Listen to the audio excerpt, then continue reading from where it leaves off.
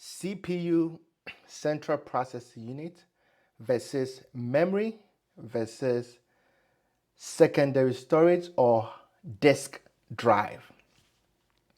Let's compare this to the kitchen. In the kitchen, we have the chef or the cook.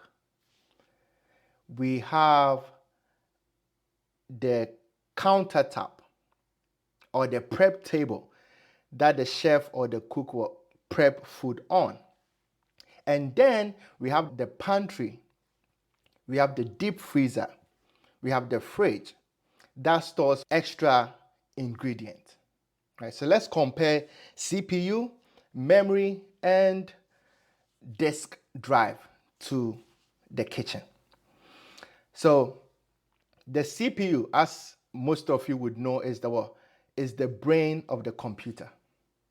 The CPU is the system that processes everything that goes on the computer.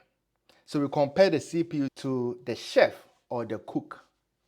Without the chef or the cook, you can have all the ingredients that you have, or you can go and buy all the ingredients, but without the chef or the cook, you wouldn't have any food. Right? So the CPU, can compare the CPU to a chef or a cook. The CPU processes tasks that needs to be processed on a computer system.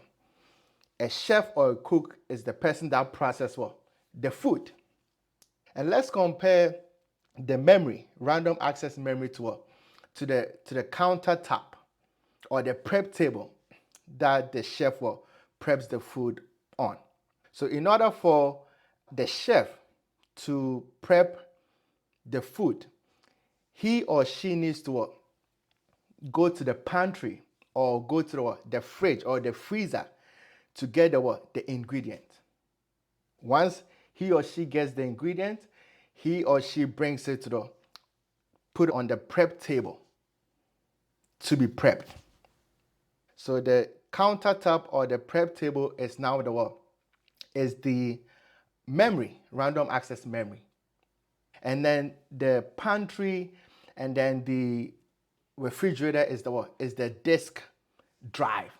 So this is the analogy. The memory or the prep table is small compared to the pantry and then the freezer. So that's how memory works as well. Random access memory versus disk drive works. Memory is smaller in space. So there's so much that you can put on a memory versus hard disk drive. Hard disk drive is has a larger storage area that you can store a lot of files and folders on. And so this is how the data flow occurs. The same way as cook or a chef will have to walk to the pantry or to the freezer to grab the ingredients and come and put them on the countertop or on the prep table for him to start prepping. It's the same thing when a CPU wants to process a task. It has to go to the hard disk drive, retrieve the information from the hard disk drive, and then put the information on the memory so that the CPU can process that information. Right?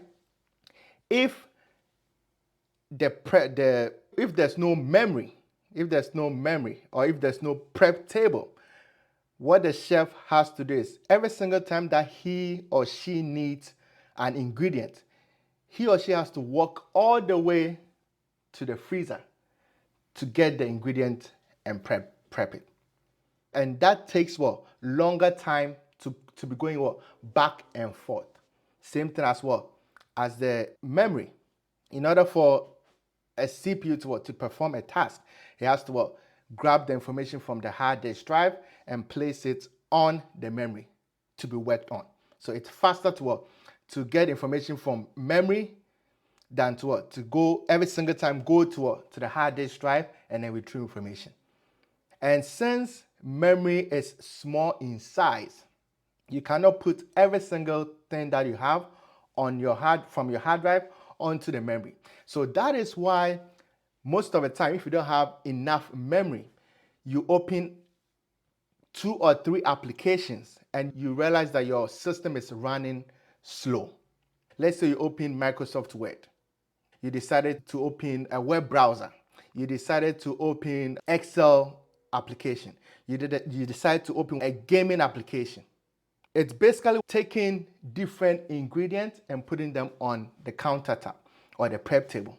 Sooner or later, the prep table will be full. So there wouldn't be any space. So now you are forced to go to the hard disk drive to retrieve information. So that is the same concept or thing that happens when you have too much programs open at a time.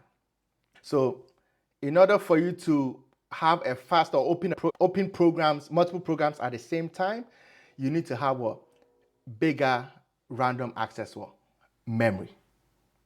So that is the difference between CPU, memory, and the hard disk drive.